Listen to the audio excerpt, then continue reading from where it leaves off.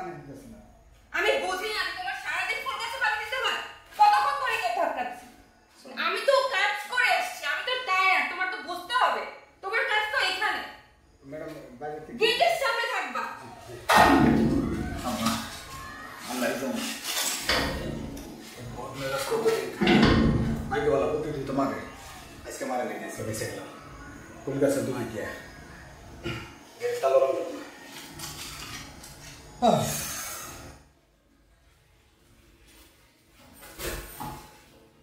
পানি নিয়ে সমস্যা যাও।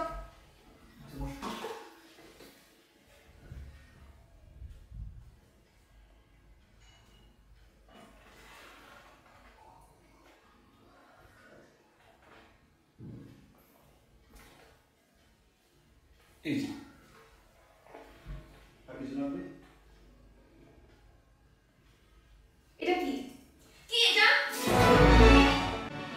এই ময়লাটা থেকে পানি খায়?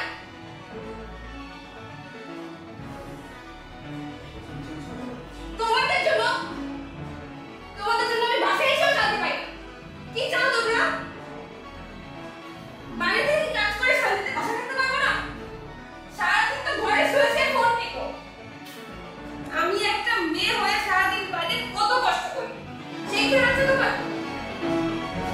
হাজবেন্ডরা কাজ করবে, ওয়াইফরা ঘরে থাকবে না, সারাটা দিন ঘরে থাকবে, একটা কিছু করতে তো পারো। তুমি বসো, তুমি তাড়াতাড়ি করে বসো। কিসের কথা? আমি আর নিতে পারছি না তোমার জায়গায় যদি আমি থাকতাম কি করবে তুমি? যদি অফিস থেকে এসে দেখতে আমি শুয়ে আছি, তুমি কি করতে? একটা কিছু সময় মতো পাই না। কি করো তুমি? কাজ পাও না, রিক্সা তো চালাতে পারো, সেইটারও তোমার যোগ্যতা নেই। একটা যোগ্যতাহীন পুরুষের সাথে আমি সংসার করে যাচ্ছি।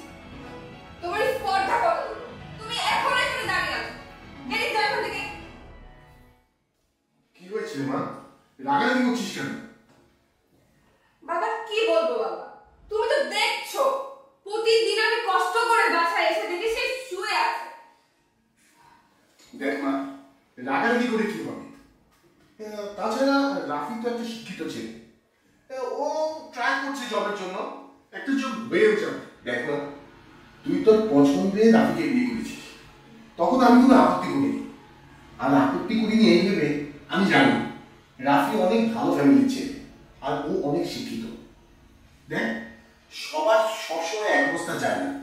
এখন রাফি কিছু করছে না, ও সামনে বেটার কিছু করবে, তাতে তো কোনো সমস্যা নেই।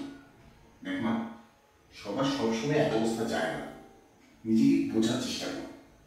আর রাফি, তোমাকেও বলি, তুমি এই অযথা বসে থেকে থেকে তুমি কিন্তু অলস হয়ে যাচ্ছ। তুমি একটা কাজ করো, আমি আমার বন্ধুকে ফোন দিয়ে দিচ্ছি, তুমি কাল সকালেই আমার বন্ধুর সাথে দেখা করবে, ওখানে তোমার একটা জব মিলে যাবে। আপাতত তুমি ওখানে করতে থাকো, পরবর্তীতে বেটার কিছু পেলে সেখানে ট্রাই করবে, ঠিক আছে? ঠিক আছে কিন্তু মা, এখন কিন্তু আজ ঠিক আছে, মা এটা নিয়ে আসবো লাগবে না।